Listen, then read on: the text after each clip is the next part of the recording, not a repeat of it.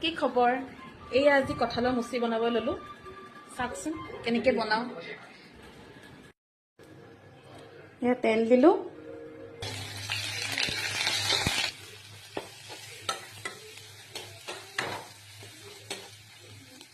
বিলাহী পিঁয়াজৰ পেষ্টটো দি দিলো অলপ সময় লৰাম তাৰপিছতে কঁঠালৰ মুচিখিনি দি দিম আৰু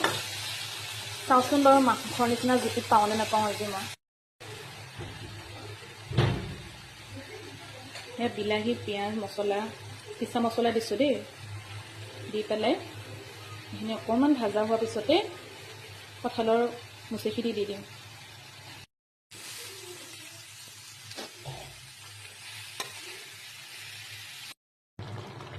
এয়া উতলি আছে তাৰপিছতে আৰু কঁঠালৰ মুচি ৰেডি হৈ যাব আজি ফাৰ্ষ্ট টাইম বনাইছোঁ তাকে আপোনালোকক দেখাওঁ বুলি ভিডিঅ' এটা কৰিলোঁ আৰু